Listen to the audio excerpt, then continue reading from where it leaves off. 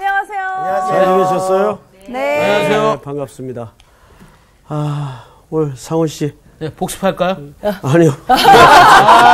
열심히 했는데. 컨디션이 좋은 것 같아서 예. 이제 복습시키려고. 그렇지 않아도 복습했습니다. 근데 복습 한번 같이 나눠봅시다. 어떻게 보면 지난 주께 굉장히 간단한데 사실은 저한테는 굉장히 좀 뭐랄까 가슴을 후벼 파는 그 메시지가 네. 아주 굉장히 강렬했습니다. 징계와 그 은혜에 대해서 공부를 했거든요. 그렇죠. 동전의 양면성 같은 네. 그런 느낌이에요. 근데 징계하면 우리가 그 체벌에 그쵸, 많은 벌받는다. 관심을 갖는데 맞아요. 사실 체벌이 아니고 성경 그 원어에서 보면 파이데니온 해가지고 뭐? 파이데니안 그냥 굴려요. 네. 파이데니안. 예. 이게 하나님과 아버지와 아들의 관계를 뜻하는 단어거든요. 그러니까 양육하다, 양육시키다. 뭐 이런 의미를 갖고 있어요. 그러니까 징계를 받는다라는 건 어떻게 보면 하나님의 자녀임을 입증하는 거죠. 그렇군요. 그렇기 때문에 곧 그게 은혜인 겁니다. 그러니까 징계와 은혜는 동면의 양변성 같은 거예요. 그래요. 우리가 붙어 있을 수밖에 네, 없습니다. 네. 저거밖에 없나 봐. 계속 같은 얘기를 하면서 반복하네. 그렇죠. 그리고 하나님 입장에서 너는 내 아들이다. 네. 아들이다. 같은 얘기에서 그렇기 반복하죠. 때문에 작품을 만들기 위해서는 징계라는 작업이 꼭 들어가야 되는 겁니다. 그러니까 우리는 여러분 걱정하지 마십시오. 만약 징계가 있다면 바로 하나님의 사랑의 징표니까요. 그리고 또 없어요. 지난주에 뭔가 삶 속에서 적용할 만한 그 마지막에 메시지가 있었는데 우리가 밥을 먹고 좀 이제 밥을 안 먹으면 허기가 지잖아요. 네. 근데 우리가 보면은 말씀을 안 보면 허기가 져야 되는데 허기가 안 져. 그거는 바로 맞아. 말씀이 아니라 뭔가 다른 걸로 채우고 있다라는 그 말씀을 하셨어요. 그렇죠. 그래서 제가 지난 한 주간도 말씀을 안 받는데 내가 왜 못 느끼지? 내가 과연 뭘로 나의 이 허기를 채우고 세상 것으로 채우고 있지라고 한번 돌이켜 보면서 그렇게 한 주를 맞아요. 보냈던 것 같습니다. 그리고 지금 생각나는데 그 팀켈러 목사님. 아니, 둘이 오늘 설교하는 거야? 말씀하셨거든요. 구원 받기 위해가 아니라 구원 받았기에. 그래서 징계가 이걸 들어간다. 그 말이 저 가슴 깊이 들어갑니다. 나 갑자기 생각났어요. 어머. 마지막. 뭐 마지막으로. 우리의 이게 악한 것들이 항상 이렇게 끌어오르잖아요. 네. 말씀으로 이거를 눌러라고 하셨습니다. 맞습니다. 예, 잘했어요. 우리 둘만 흥분한 거야. 우리 상훈 학생이 설명한 지난 시간에 복습의 내용에 핵심을 유머 코드가 있어서 그렇지 아주 정확하게 얘기를 했어요. 예. 그걸 조금 더 진지하게 했으면 더 좋았을 뻔했는데 저는 진지하게 했는데. 시청자들을 위해서 한 번 더 짧게 정리를 해드리자면 보통 징계라고 할 땐 우리 한국 사람들의 이해 속에는 체벌, 이제 영어로 좀 죄송하지만 퍼니시먼트 이런 개념으로 이해를 한단 말이에요. 아니라는 거죠. 네. 이 징계라는 말은 아까 뭐 혀에 살이 쪄서 그런지 자꾸 발음을 굴리던데 파이데니안. 그 말이 아니고 파이데이안 파이데이안 이 말은 자녀를 만들어 간다라는 뜻이에요. son making 자식을 아들을 만들어 간다. 자 그러면 이 징계라는 것은 체벌의 개념이 아니고 이 원문이 말하는 의미처럼 자녀를 만들어 간다라는 뜻이면 징계가 있어야 무슨 관계가 정확하게 드러납니까? 아버지와 아들 관계. 그렇죠. 그렇죠. 아버지와 아들 관계라는 것이 정확하게 드러납니다. 네. 내 자식이 아닌데 우리가 그렇게까지 할 필요 없잖아요. 그렇죠. 네. 뭐 늦잠을 자든 학교를 안 가든 뭐 그 집안 일이니까. 그러니까 내 자녀가 그런 행동을 한다면 우리 상훈 학생 같으면 너 그러면 안 되는데 이러고 말겠어요? 아니죠. 이게 아니죠. 깨우고 어르고 달래고 아니면 화를 내거나. 혼도 그렇죠. 내봤다가 그거예요. 그러니까 징계라는 개념은 가장 중요한 의미가 아버지와 아들의 관계를 확인시켜 주는 거다. 동시에 이 얘기까지 나왔으면 완벽했을 뻔했는데 이 얘기가 안 나왔어요. 뭐냐면 그러니까 징계가 있더라도 잘 견디고 참아라 그 얘기가 아니에요. 네, 예. 그 얘기가 아니라 이것은 마땅히 아들로서 아버지의 유업을 이어가기 위한 상속자로서 상속자로서 뭐가 되어가는 과정이죠? 훈련이 되어가는 과정이다. 그러니까 이 징계라는 말은 하나님의 시각에서는 무슨 개념과 동의어로 훈련. 그렇죠.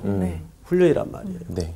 그런 차원에서 지난주 아버지와 아들의 관계를 설명을 했어요. 오늘 수업 히브리서 29강 세 가지 권면. 히브리서 12장 14절을 우리 수혜 학생부터 한 절씩 읽어주세요.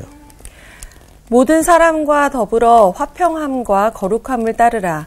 이것이 없이는 아무도 주를 보지 못하리라. 너희는 하나님의 은혜에 이르지 못하는 자가 없도록 하고 또 쓴 뿌리가 나서 괴롭게 하여 많은 사람이 이로 말미암아 더럽게 되지 않게 하며 음행하는 자와 혹 한 그릇 음식을 위하여 장자의 명분을 파내서와 같이 망령된 자가 없도록 살피라. 너희가 아는 바와 같이 그가 그 후에 축복을 이어받으려고 눈물을 흘리며 구하되 버림바가 되어 회개할 기회를 얻지 못하였느니라. 아멘. 예, 수고하셨어요. 자, 칠판 잘 보세요. 네. 오늘은 지난주 배운 내용을 기초로 해서 자, 그 징계를 받는다는 것은 또 삶 속에 그런 성격의 징계가 있다는 것은 적어도 가장 중요한 전제가 뭐냐면 하나님의 자녀가 되었다는 뜻이에요. 네. 맞죠? 네. 그 자녀들에게 그러니까 일반 모든 성도들에게가 아니라 일반인들에게가 아니라 그 하나님의 자녀들에게 오늘은 세 가지 권면을 하고 있어요. 세 가지 권면. 권명이 아니고 권면. 네. 자, 첫째, 두 번째, 세 번째. 첫째가 뭐냐면 화평하라. 우선 본문을 잘 보십시다. 네. 모든 사람과 더불어 화평함과 거룩함을 따르라. 이것이 없이는 아무도 주를 보지 못하리라. 이거 심각한 문제죠? 네. 그러네요. 네, 이것이 없이는 아무도 주를 보지 못한다 그랬어요. 자, 그러면 우리가 얼핏 보기에는 이게 이제 한글말로 번역이 되어 있다 보니까 어디가 목적어인지 잘 분명히 드러나지 않아요.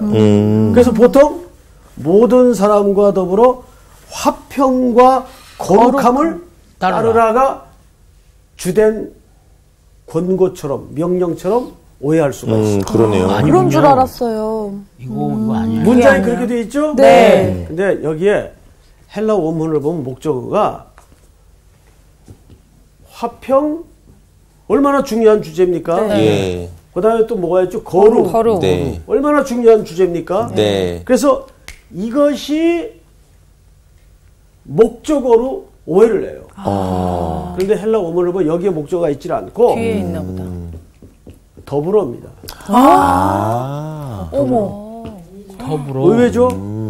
그러니까 우리 일반 성도들이 성경을 그냥 이 평서문처럼 쭉 읽다 보면은 성경이 뭘 지금 이 문장에서 강조하고 있는지 잘 못 집어내요. 네. 그런데 정확하게 이 본문은 화평의 초점도 있지 않고 거룩함의 초점도 있지 않고 더불어. 그걸 따르는데 주된 목적이 더불어 하라 그거예요. 더불어.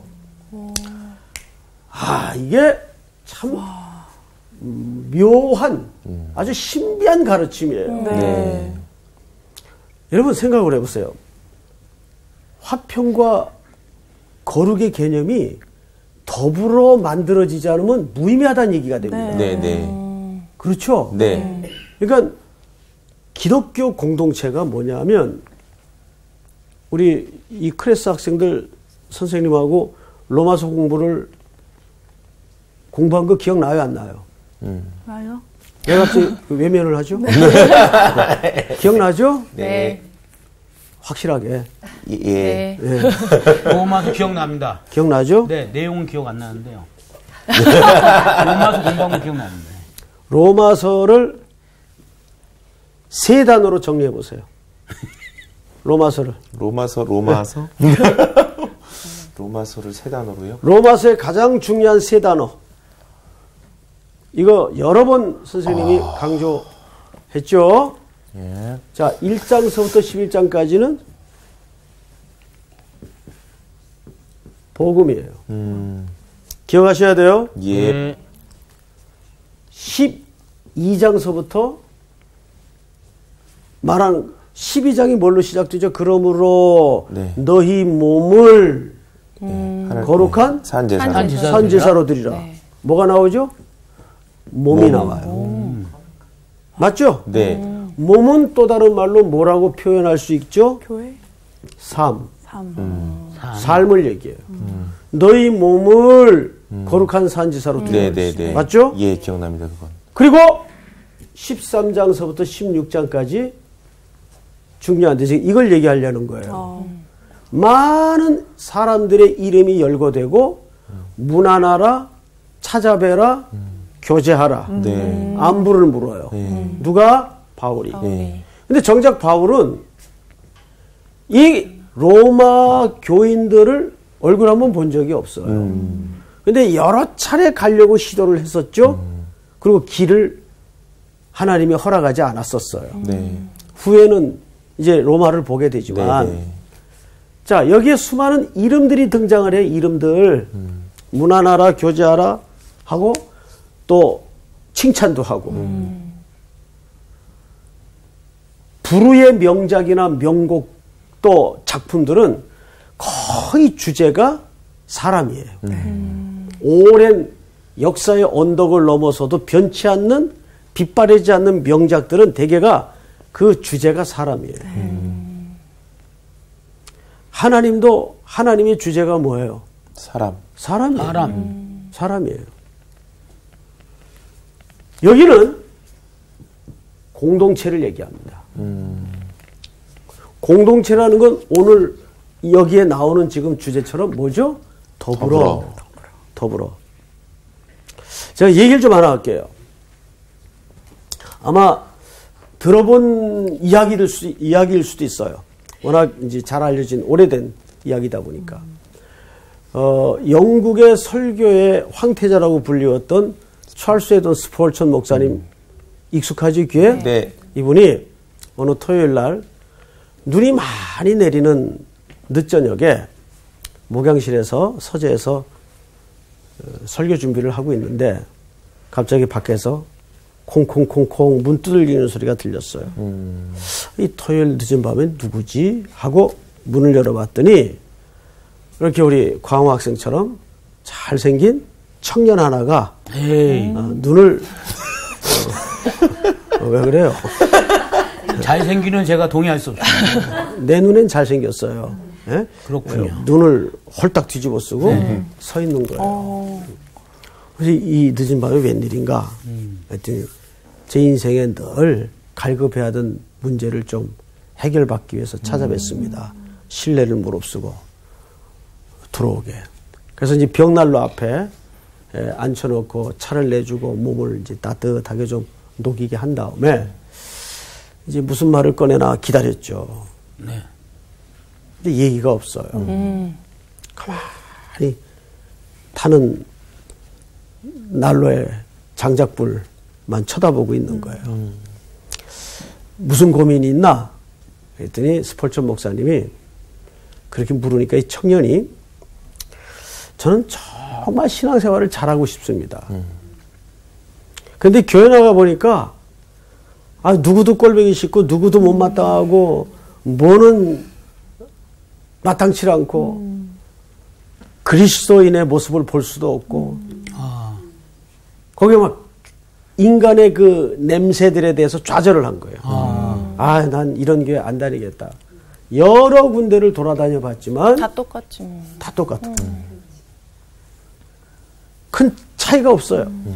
그래서 이제 교회 손 털고 그렇다고 신앙은 버릴 수 없으니까 나 혼자 예수 믿어야 되겠다 하고는 아주 고혹스럽게 고고하게 집에서 찬양 드리고 예배 드리고 성경 읽고 그러니까 처음엔 좋았어요.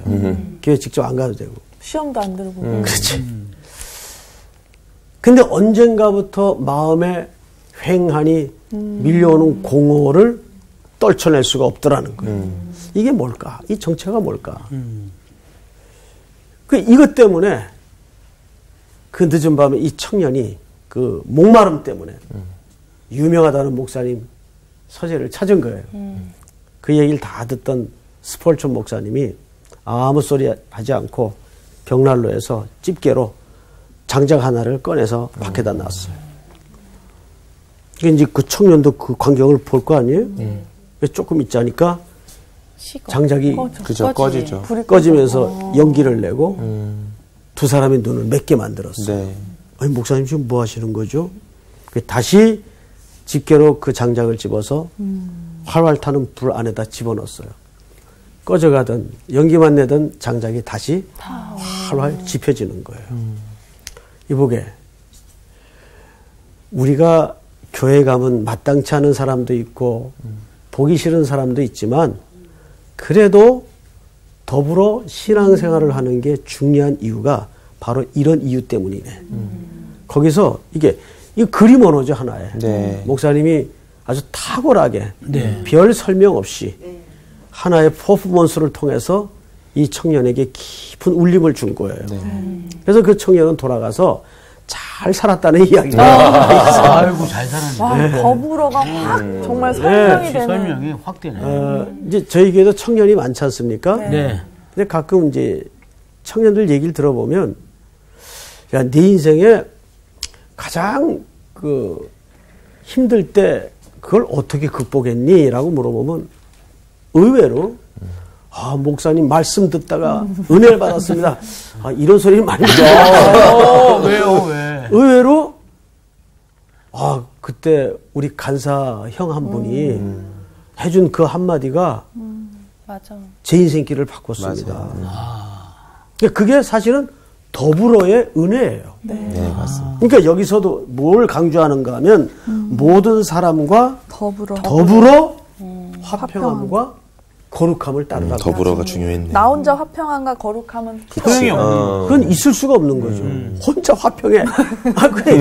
혼자 있으면 화평할 수가 없죠. 아무 문제가 없는데. 근데 이게 교회 안에서 더 상처받는 게 믿는 공동체니까 더 그런 것 같아. 서로에 대한 기대감이 있다 보니까. 기대는 하면 서로 의롭지 못하지만 그래도 예수 안에 있으니까 뭔가 좀 세상과 다를 거를 기대하고 있으니까 맞아. 나도 그렇지 못하지만 상대방한테 그걸 또 바라니까 상처가 되게 더 크게 오는 것 같아요. 예, 맞아요. 그래서 우리가 학교를 다니면 공부만 하질 않잖아요. 거기에서 도시락도 뺏겨보고 그렇죠. 도시락도 뺏어보고 이러면서 하나의 작은 사회를 배워가지 않습니까? 그러면서 자기 못남도 드러나고 또 함께하는 기쁨, 희열도 몸으로 체득하게 되고 그러니까 이게 로마서 주제처럼 복음은 우리에게 삶을 요구해요. 그런데 그 삶이 어디로 가야 돼요? 공동체를 거룩하게 아름답게 만드는 곳으로 가야 된다.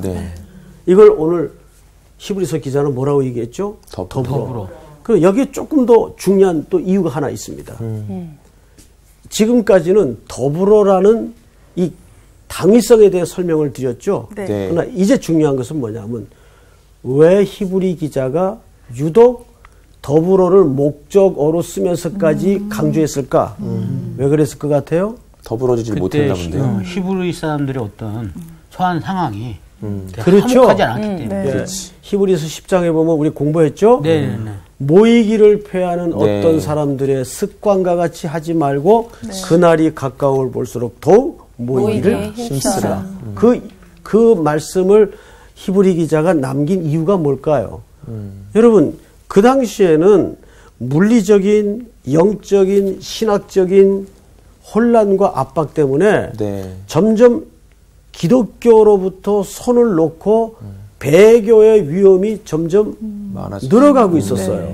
그래서 뭐 예수 믿어도 달라지는 것도 없고 뭐 또 교회 가봐야 뭐 내 삶에 무슨 당장 뭐가 나타나는 것도 아닌데 뭐 쉬지 뭐 또 위험하기도 하고 그러면서 모이기를 표하는 일들이 확대되고 늘어나기 시작했단 말이에요. 그래서 더불어라는 말을 쓰는 거예요. 더불어. 이제 확 이해가 되죠? 네. 자, 두 번째 15절을 보세요. 너희는 하나님의 은혜에 이르지 못하는 자가 없도록 하고 또 쓴 뿌리가 나서 괴롭게 하여 많은 사람이 이로 말미암아 더럽게 되지 않게 하며. 자, 두 번째 권면이 뭐냐면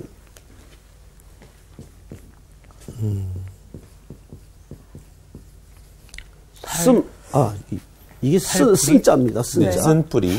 쓴뿌리. 제가 한글을 좀 이상하게 배워가지고 밤에 배우는 유럽식으로 밤에 배워. 쓴뿌리.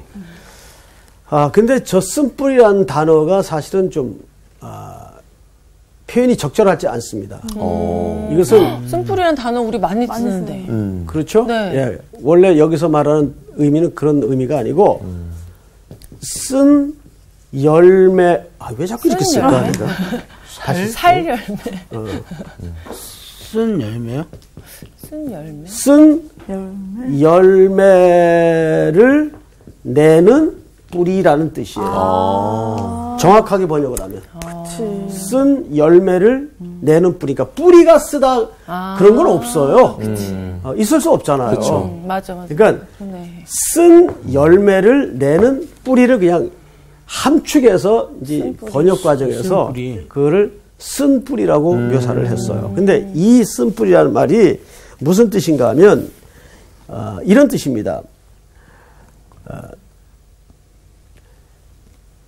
괴롭게 하여 어지럽게 하고 그러니까 혼란을 시키는 거예요. 공동체를. 네네.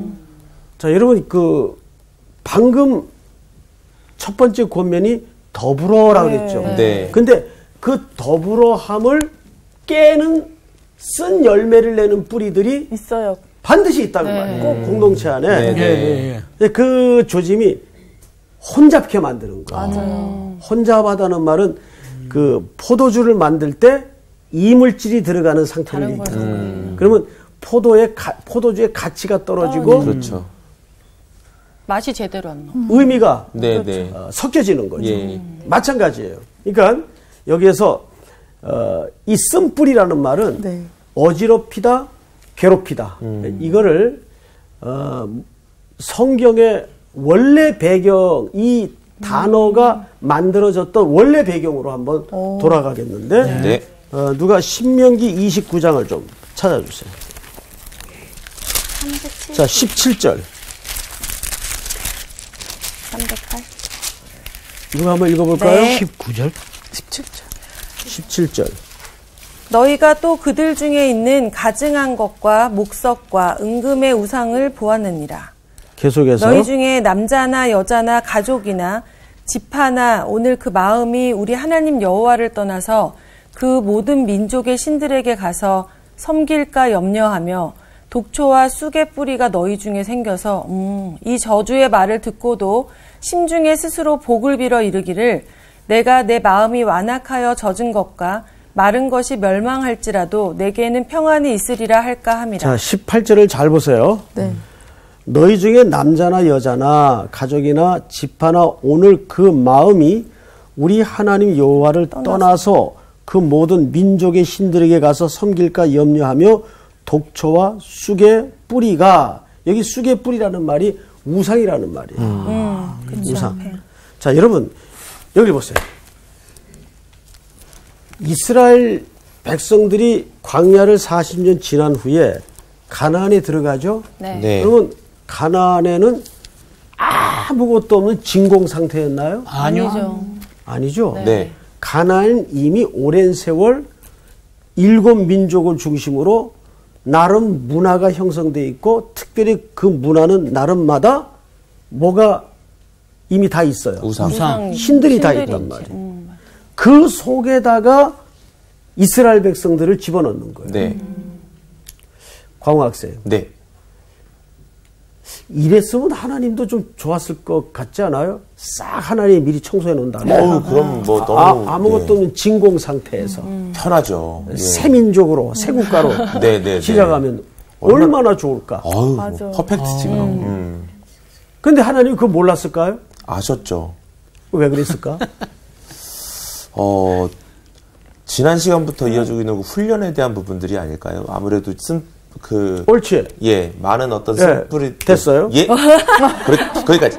좋은 표현을 하나 했는데요, 훈련. 결국, 가나안에 들어가는 목적이 됩니다, 그게. 우리 광호 학생이 잘 설명을 하셨는데, 자, 모세는 광야까지만 역할을 끝냈어요. 네. 그러니까 모세는 천국 못 갔다 이렇게 얘기하면 안 돼요. 네. 역할이 그거라는 얘기지. 네. 그리고 모세를 이어서 누가 데리고 들어갔습니까? 여호수아가. 네.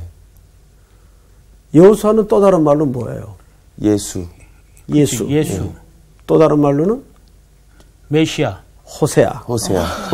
그러니까 여호수아, 호세아, 예수 다 같은 얘기입니다. 네. 발음 자체가 시대마다 틀리게 불렸을 뿐이지. 네.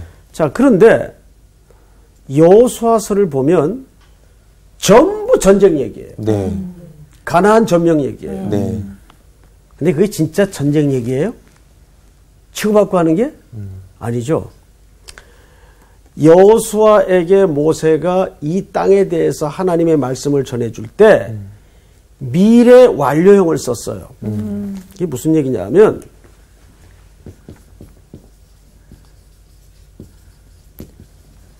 미래 완료형이라는 말이 이런 뜻입니다. 아직 성취되지도 않았고 들어가지도 않았지만 됐다라고. 주언론이라는 표현을 써요. 네, 약속된. 내가 발바닥으로 밟는 모든 땅을 너희에게 주언론이. 그러면 지금 들어가지도 않았는데 주었다 그래요. 네. 그리고 밟으면 우리 땅이 된대. 네. 그러니까 이거는 결국 뭘 연습시키겠다는 얘기입니까? 순종이죠.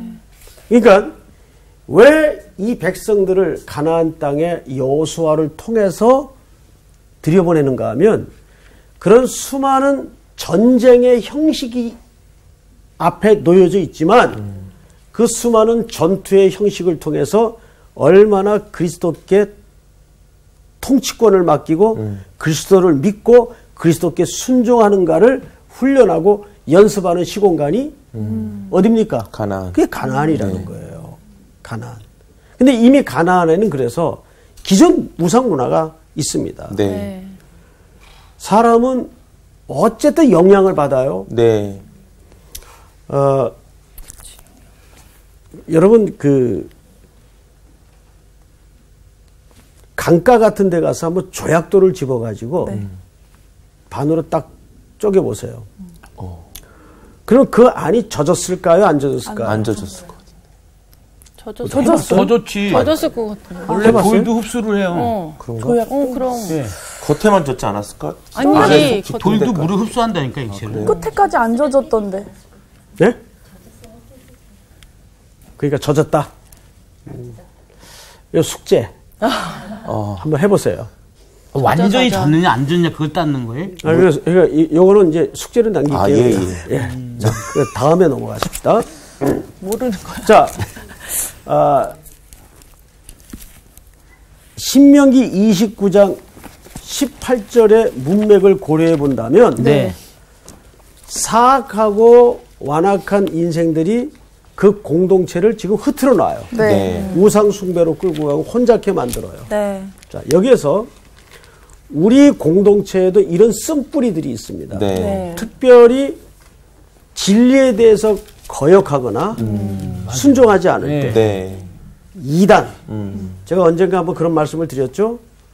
저기 이상한 무슨 훈련 받고 와가지고 뭐 멀쩡한 이빨이 금이빨 되는 훈련 받고 기억나시죠?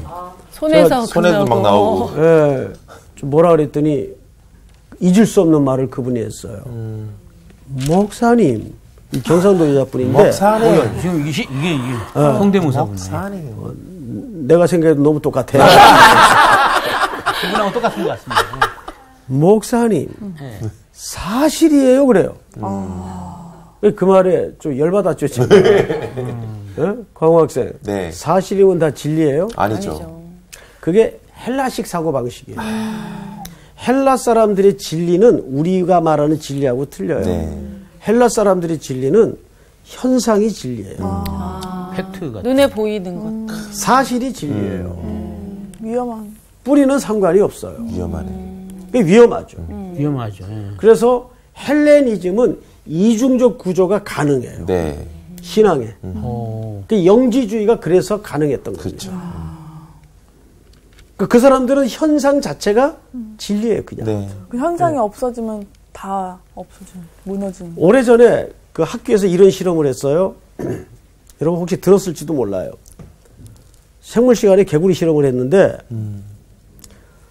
메뚜기를 훈련을 시켰어요. 여기서 여기까지 뛰어. 처음에 안 뛰다가 뛰어 계속 시키니까 뛰더래요. 오, 이놈들이 알아듣네. 네, 알아듣네. 예. 그리고 이제 다음 시간에는 메뚜기 다리를 분질러서 뛸까요, 못 뛸까요? 못 뛰어. 다리가 부러졌는데 네. 어떻게 뛰어? 그랬더니 학생이 리포트를 그 밑에다가 썼어요. 메뚜기는 다리가 부러지니까 청각이 마비되더라. 이야. 이게 무서운 거야. 그럴 수 있겠다. 우리가 그럴 수 있다 그 말이에요. 우리가 그게 청각이 마비된 거예요. 뭐만 본 거예요. 그러니까 현상만 본 거예요. 심지어는요 미디어에 쏟아져 나오는 소식들도 맞습니다. 네. 맞아요. 그런 아류의 소식들이 많아요. 네. 그러니까 현상만 보는 거. 그 이면의 눈물, 고통, 사연 전혀 관심 없어요. 네. 누가 뭐 했다더라. 그 팩트만 네. 쏟아내서 자극적인 기사를 쏟아내고 이런 거죠. 네. 이런 건 좀 고쳐야 돼요. 네. 그러니까 사람들은 팩트만 본다고요, 그냥. 네. 그렇듯이 오늘 여기에서 쓴 뿌리라는 것은 쓴 열매를 내는 뿌리다 그 말이에요. 네. 근데 그것이 오늘 신명기에서는 뭐라고 표현을 하죠? 쑥의 뿌리 우상 숭배를 네. 얘기합니다. 자, 마지막으로 세 번째 몇 절을 보시냐면 본문 16절을 보세요. 네. 음행하는 자와 혹 한 그릇 음식을 위하여 장자의 명분을 판 에서와 같이 망령된 자가 없도록 살피라. 이렇게 돼 있어요. 망령된 자가 없도록 살피라.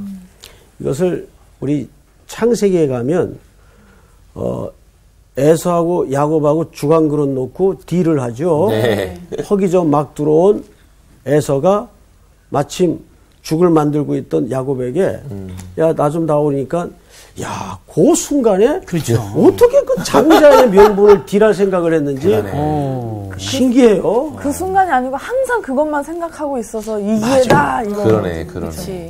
늘 노리고 자루 속의 송곳이 언젠간 삐져나오는 법이라고 삶의 방식이 그랬던 것 같아. 야곱은. 예? 그것이 꼭 무슨 장자의 명분을 노렸다기보다도 삶의 방식이 그랬기 때문에 금방 그런 제안이 나왔을 것 같죠. 네. 그러니까 에서가 야 그까지 장자의 명분이 배고파 죽겠니 뭔 대수라고 그거 너 가져라. 그리고 주간 그릇과 바꿔버렸어요. 네. 이게 이제 천추의 한으로 그렇죠. 에서는 남게 되죠. 네. 그리고 이삭을 통해서 축복 기도마저도 속죠. 네. 빼앗겨 버립니다. 야곱에게. 자, 우리는 죽 한 그릇에 장자의 명분을 판 것을 성경 기자들은 어떻게 주석을 다느냐 하면은 이렇게 주석을 답니다. 영혼을 망하는 자리에 두었더라. 영혼을 망하는 자리에 두었더라. 그러니까 가장 중요한 가치가 영적인 가치인가 세속적인 가치인가 이게 우선순위의 싸움이에요. 사실 네. 어떤 의미에서 그러니까 너희는 먼저 그의 나라와 의를 구하라. 또 마리아와 마르다도 예수님이 마르다 한 일을 부정하지 않았어요.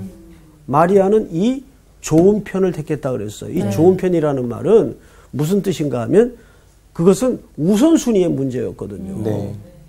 그런데 여러분 교회에 전부 마리아만 있으면 어떡해? 맞아. 그 밥은 누가? 밥은 누가 해? 손은 누가 키워? 교회 그 헌신된 마르다리 있었기 때문에 한국교회가 이만짝 그래도 굴러온 거 아니에요? 그렇죠. 그러니까 그 마르다의 헌신을 무시한 게 아니에요. 네. 이건 먼저 그의 나라와 의를 구하라는 순서의 문제였죠. 네. 제가 지금 그 방글라데시 청년인데 한 번은 이제 이름이 정확치 않아요. 지아든가 마치 지자가 들어가는 이름인데 이 청년이 미국에 이민 와가지고 스탠포드 대학에 합격을 했어요. 오, 와. 스탠포드는 하버드와 버금가는 네, 명문이죠. 명문대 아니에요? 네. 근데 아니 뭐 이제 이 친구도 이제 블랙맨이에요. 아니 뭐 흑인이 또 못 사는 나라의 청년이 그 명문대 들어간 게 뭐 그렇게 뉴스냐? 뭐 어떤 의미에서 뉴스가 될 수 있겠죠? 네. 근데 그래서 뉴스가 된 게 아니라 네. 이 청년이 그 학교에 들어가기 위해서 에세이를 썼는데 딱 한 문장을 썼어요. 오. 한 문장 갖고. 네. 한 문장을 쓰고 그 한 문장을 시험지에다가 100개를 쓴 거예요. 똑같은 문장. 야, 100개를요? 그걸로 어떻게 대단하다. 네. 대단한 거죠. 블랙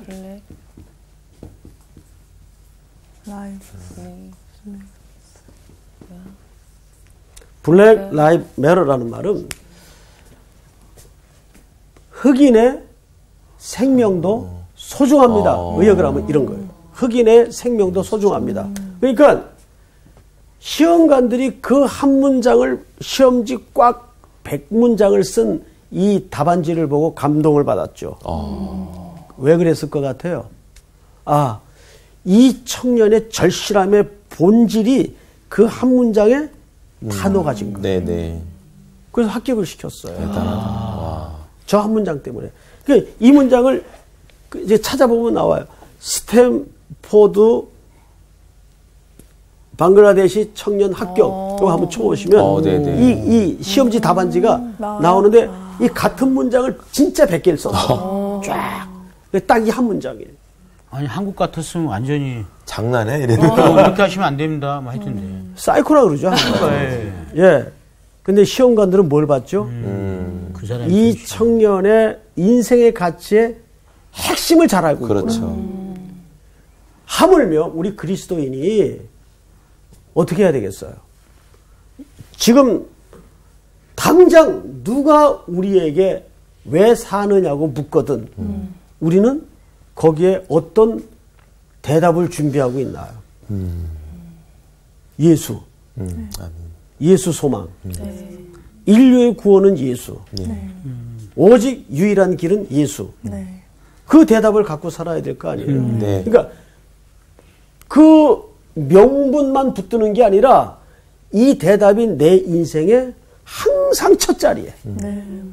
이건 공식이 돼야 돼요. 그러니까 어떤 선택의 여지 앞에서도 내가 영적인 가치를 우선적으로 고백하고 붙들 수 있는. 그래서 오늘 세 가지 잊지 마세요. 첫째, 뭐예요? 더불어. 쓴뿌리. 가장 소중한 가치는 무엇인가? 가장 소중한 가치는 무엇인가? 기억하십시오. 네. 자, 오늘 공부는 여기서 마치도록 하겠습니다. 와, 감사합니다. 마지막 말씀이 가슴을 막 울린다. 그렇죠. 우리는 무엇을 위해 살 것인가. 저는 일단은 굉장히 자부심이 생깁니다. 아, 갑자기요? 아까도 뭐 목사님이 얘기하셨지만 그 아까 뭐 캠브리지? 스탠포드. 방금 스탠포드. 스탠포드. 스탠포드든 하버드든 성서학당보다 못해요. 성서학당이 저는 엄청난 또 광고를 학교라고 무슨 광고합니다. 광고를 공부를 합니다. 뭔 소리야? 네, 여하튼간에 성서학당 공부하면서 정말 참 많은 걸 배우니까 너무 기분이 좋고요. 맞아요. 우리 성서학당의 교훈처럼 우리 딱 오직 예수. 항상 우리는 그게 중심이에요. 맞아요. 제일 먼저고요. 근데 우리가 어떤 선택이 딱 있는데 그 순간에 내가 그 야곱이 순간적으로 그럼 너 장자 명국 팔아 얘기한 것처럼 마음속에 늘 갖고 있었으니까 얘기했던 거잖아요. 그러니까 우리가 내 삶의 목표, 이유가 예수라는 걸 늘 생각하고 있을 때 맞아요. 어떤 선택을 할 때 영의 걸 먼저 잡게 되는 거지 이게 마음에 늘 없으면 고민하거나 육적인 거를 잡게 될 것 같아요. 맞아. 그래서 그게 진짜 좋아요. 어떤 선교단체도 그러더라고요. 뭐 질문이 많은데 늘 답은 오직 예수. 뭐 무엇을 살 겁니까? 오직 예수. 그쵸, 어떻게 살 겁니까? 오직 예수. 그치. 어떤 그 선택의 기로에 있을 때 딱 한 가지 질문만 하래요. 예수님이라면 그러니까 예수님 입장에서 그 문제를 해결하는 거예요. 그러면 그 문제의 답은 항상 있다라는 거예요. 맞습니다. 네. 무엇으로 사실 거예요? 네? 밥으로 삽니다. 밥으로 삽니다. 아이 늦었어. 빨리 얘기해야 되는데. 역시 우리 한 주간도 오직 예수 마음의 땅 제일 먼저 제일 1순위로 하면서 살아가죠. 우리 그 삶의 현장으로 자 고고고. 안 맞아. 그거는 못 맞다. 아니 또 호흡을 같이. 이번 주 퀴즈입니다. 다음 중 오바댜는 어느 나라에 대한 심판 예고일까요? 1번 블레셋, 2번 에돔, 3번 니느웨. 정답을 아시는 분은 CBS 성서학당 홈페이지에 정답을 올려주시거나 우편으로 보내주시면 됩니다. 선정되신 분들에게는 하나님의 말씀을 전 세계에 보급하는 대한성서공회에서 성경, 송태근 선생님의 교회가 알고 싶다, 김기석 선생님의 아요, 예레미야 산책 끙끙 앓는 하나님, 성경 통독을 위한 최고의 자습서 성경 2.0 가운데 하나를 드립니다.